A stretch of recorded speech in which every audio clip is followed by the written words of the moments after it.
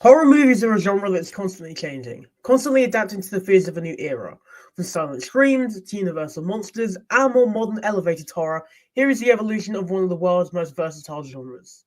The first recorded horror movie is The House of the Devil, an 1896 French silent short directed by Georges Méliès, the master of early visual effects. Although originally thought to be lost to time, it's now commonly held as the first ever horror film. The film would be remade in 1897 by the same director. However, this version would be colorized. The 1920s led to full features. They were more popular and easier to make, and as such, horror adapted.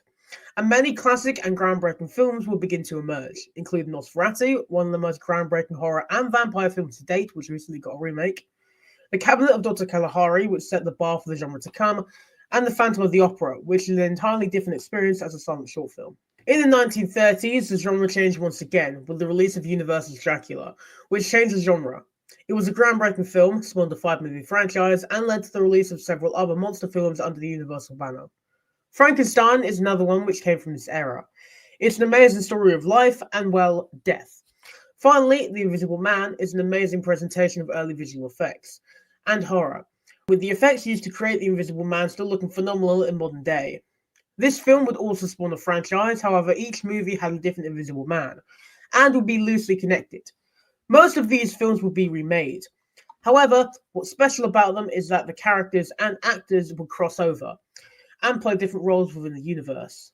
The 1960s saw the release of several of the biggest and best horror films to date, including Psycho and Night of the Living Dead. Psycho was Alfred Hitchcock's horror masterpiece.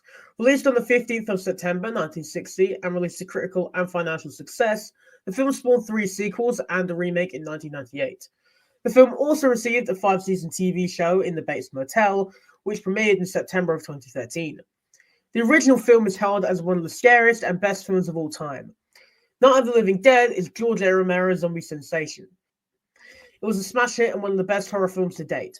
This film also spawned a franchise with several remakes and reboots, the final film of which will release in the coming years.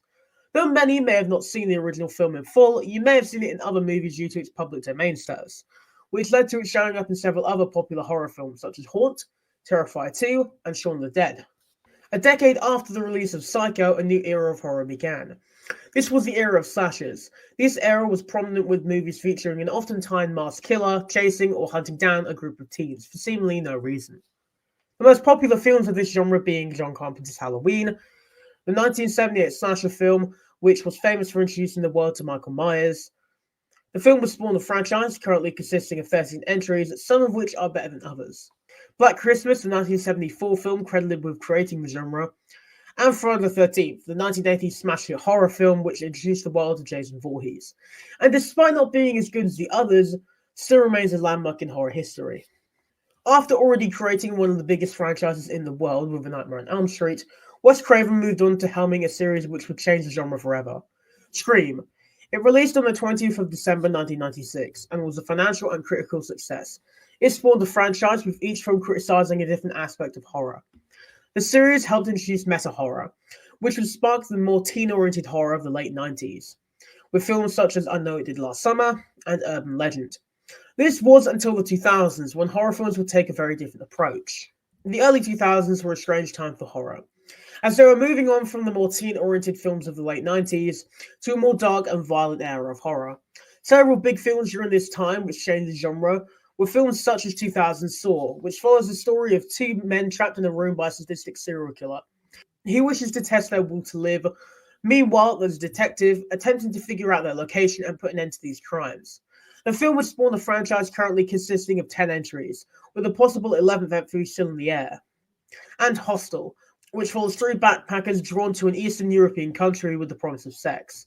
They arrive at a mysterious hostel. However, instead, they stumble upon an extremely violent and disturbing underground organization who wish to torture them for self-pleasure. The film would spawn a 3-movie franchise with an upcoming TV show, and was so graphic and violent that a journalist coined a new term for this genre, torture porn. And producer Quentin Tarantino called the film extreme entertainment. At the same time, several older horror films were being remade for modern audiences.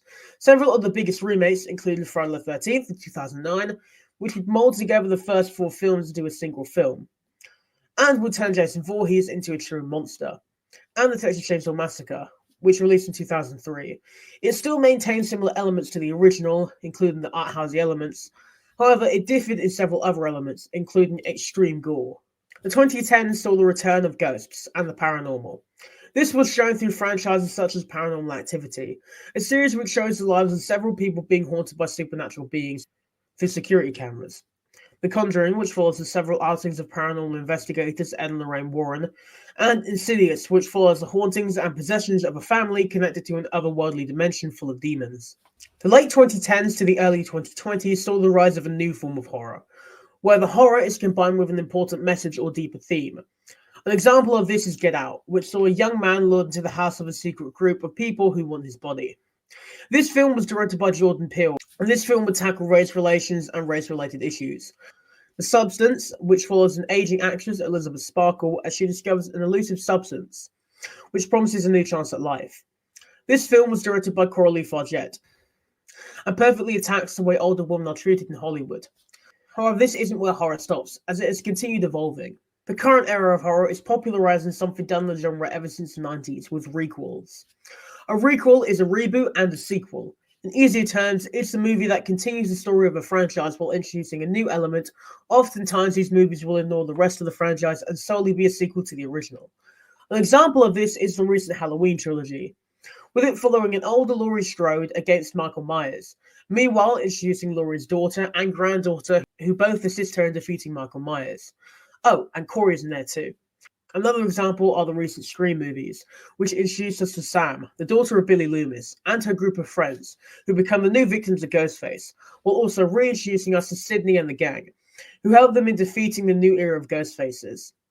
As some of these movies are better than others, it gives horror a promising future. And where will the future of horror go? Well, firstly, I believe we will see several of the more larger franchises focusing on TV shows.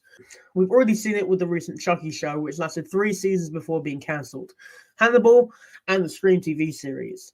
We've also seen some other large franchises announce their own TV shows, such as Friday the 13th with Crystal Lake, It with Welcome to Derry, and Halloween, which will apparently get a TV show which is going to start a cinematic universe. Another thing I expect for the future of horror is several new trends, such as requels appearing and becoming the next big thing. Furthermore, I expect torture porn to make a massive comeback, however with a more story-driven narrative, as we've seen with the recent successes of Terrifier and Smile. These franchises are extremely violent movies with a complex narrative or compelling villain. They can work, and they even revive old franchises, as with the recent 10th edition to the Saw franchise, Saw X, which had become the highest-rated film in the franchise. With the recent addition to the Terrifier franchise, I got the chance to interview one of the actors about his role in the film. So, how did you originally become involved with Terrifier 3? Did you have any idea who you'd be playing? Was it through an agent? Did you know someone on set who was involved with the film? Yeah, so my process getting in there was my management had sent me an audition, and I don't think it had a code name. Usually productions have a code name. If even if you're auditioning, it's kind of easy to figure out if you're an actor and you're reading for it. And you're like, oh, this is clearly blah blah blah.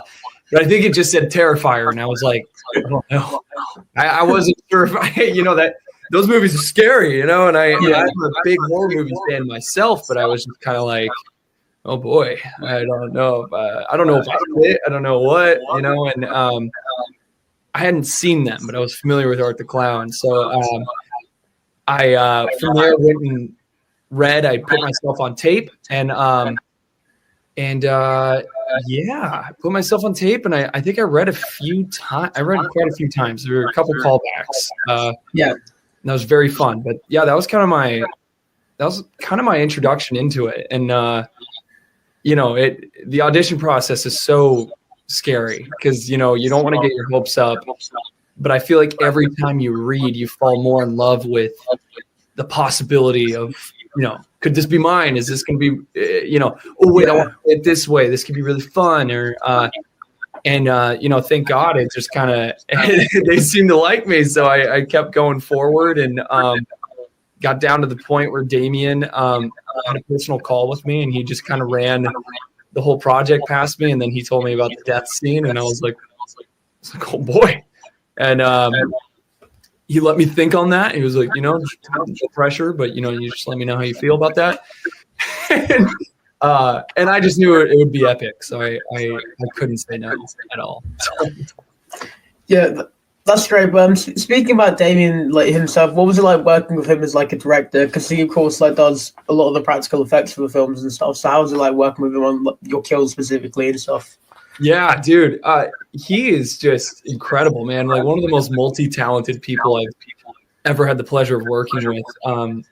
I think. First of all, he's just incredible too. I mean, that guy, he has such an ease on production that it left a lot of room open for improv. It kept the energy very fun. I don't think things ever felt like they were getting tense or heated, or especially on these productions, that you got such crazy deadlines to meet. So he was such a rock, holding everyone together and the energy alive. But he also just had such good ideas too, and his coverage picks were awesome. He'd throw things at you, and see if you could throw that back at him with your other ideas too. So really collaborative. I think one thing that was very funny is going in and watching a lot of interviews with him and finding out his process prior to filming. I was really blown away at how much he was involved with all of the practical effects. And I think one of the coolest and kind of a funny aspect that I noticed about him on this film was he was finally able to afford a whole production team.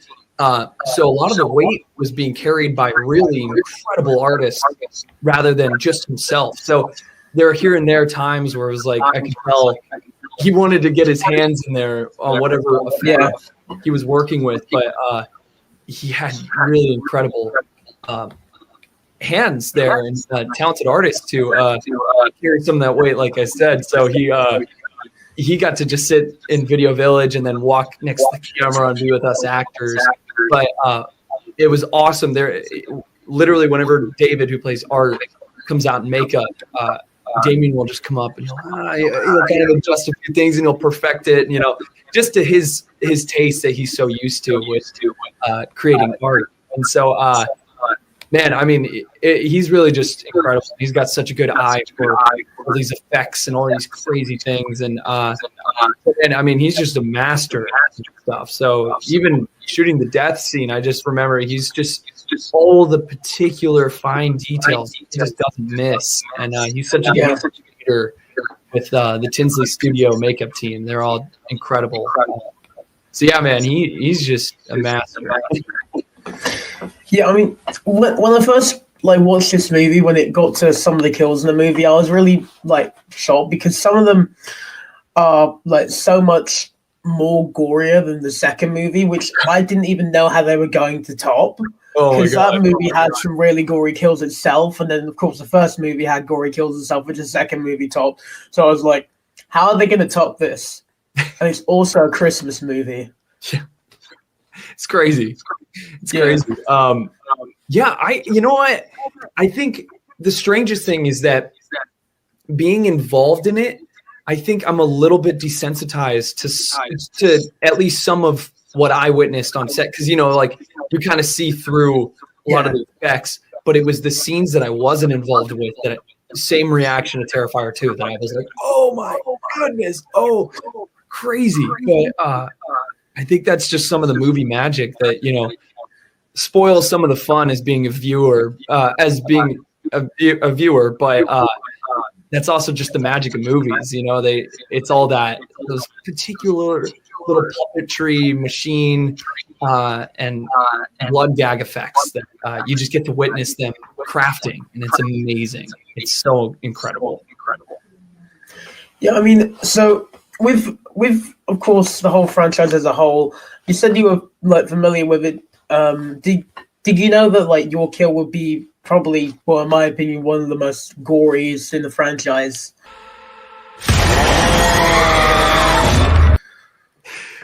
I remember Damien, kind of softballing to me that the shower scene is hopefully going to be one of the most exciting moments of the Terrifier franchise. And I remember even being on set you know, there was a period of time where I was just filming all my dialogue scenes prior to, I think I came back like 2 months later to film just the death scene.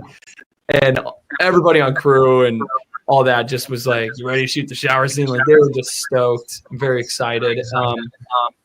So man, I mean, I was overwhelmed with the reaction. I mean, I felt so honored and blessed that I got to be involved with something as exciting as that, considering how just epic kills have already been in this franchise. So I think to just even be on that list of crazy horror movie kills, even involved in the Terrifier franchise, I'm just honored, man. And I think it blew me away when I watched it for the first time. I just was like, they did it. They did it. I couldn't believe it.